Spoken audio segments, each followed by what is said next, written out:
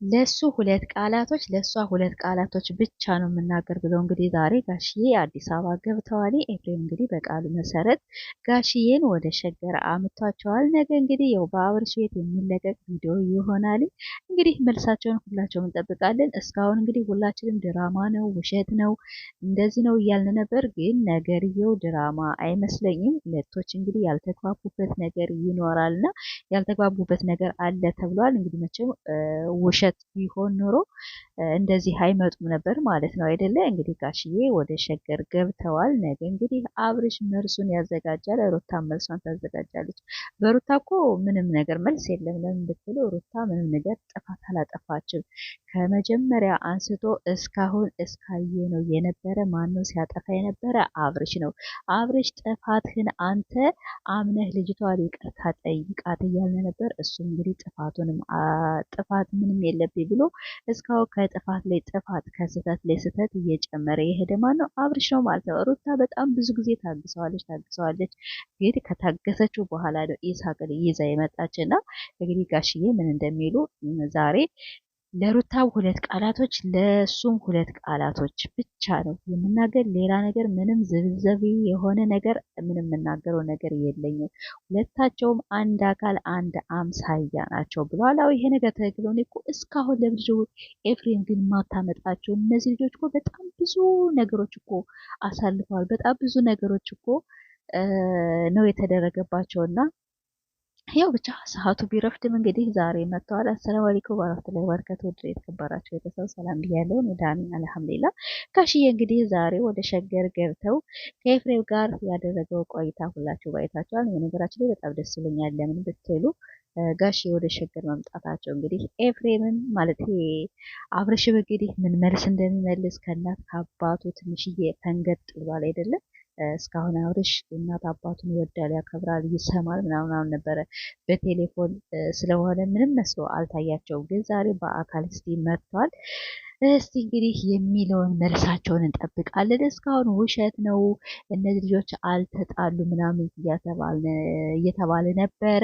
ግን ውሸት ነው አይመስለኝም። እውነት ተጣልተዋል። እውነት ያኔ ስላችሁ የሆነ ነገር ሁላችን እኮ ሊያጋጥም ይችላል። በስራችን መካከል የሆነ ክፍተት ነገር ይፈጠራል እና ያን ክፍተት እንግዲህ ያልተግባቡበት ሁለቶች አብርሽና ሩታ ሊኖራቸው ይችላል። መቼም ትልቅ ሰው መጥቶ እንደዚህ መቼም እናንተ እኮ እናት አባት ደግሞ ተሳደቡ ይሆናል። ጋሽዬ ለምን መጡ፣ የሩታ እናት ለምን መጡ፣ እንደዚህ አደረጉ ምናምን። መቼም አንድ ሰው ፈጣሪውን እግዚአብሔርን እያሉ እየማሉ እኔ ውሸት ነው አልልም። በነገራችን ላይ አንድ ሰው ፈጣሪ በውሸት በውሸት ያው ታውቃላችሁ፣ ወላሂም አልልም አንልም። ክርስቲያኖችም በውሸት እንደዚህ አይምሉ። እነዚህ ዩቱበሮች አው ይምላሉ። ቢሆንም ብቻ እንግዲህ የሚፈጠረውን አብረን እናያለን። ሩታም እንግዲህ በረራዋ እየደረሰ ነው። እስካሁን እኮ የስጄ ልጅ ትኬት ቆርጣ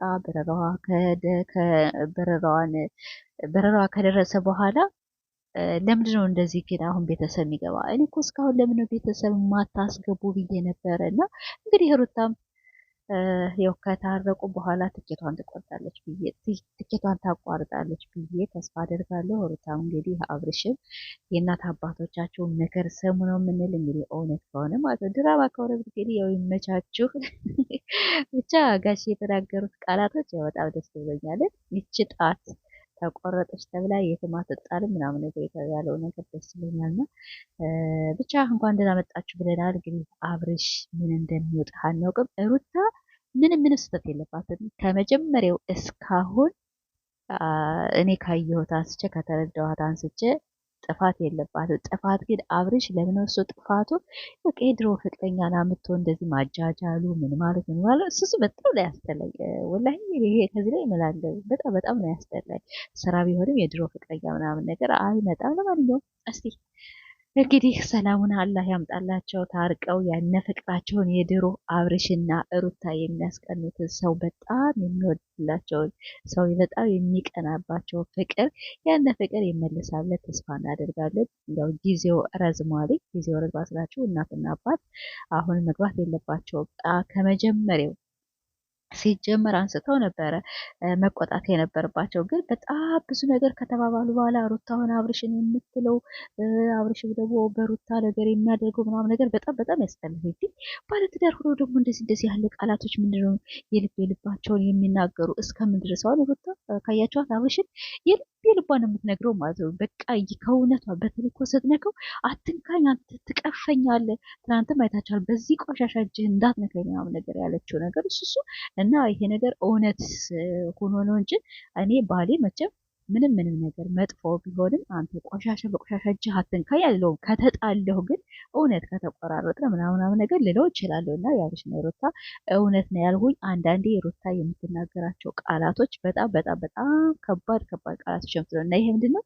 እውነትም ተለያይተዋል። ያኔ አንጀቷን በጣም ነው የቆረጣት ማለት ነው። አንጀቷን በጣም ስላናደዳት ለዚያ ነው ይሄን ቃላቶች ስለተጠቀመች። እና ሩታ አትሳደቡ። እኛ ከሩታ ጎን ነን፣ ከሴት ጎን ነን፣ ዛሬም ነገም ከጎንሽ ነን ሩታዬ። ግን መቼም ትዳርሽ አሁንም ጋሽዬ እንደዚህ ከተቆጣችሁ ትዳራችሁን ያው ብትመልሱት ፍቅራችሁን ብዬ አስባለሁ። እና ቤተሰቦች እንግዲህ እስቲ ነገ በአብርሽ ቤት ምን እንደሚለቀቅ አናውቅም እና ለዚህ ቤት ደግሞ አዲስ ከሆናችሁ ሰብስክራይብ፣ ላይክ ያደርጋችሁ አበረታቱ።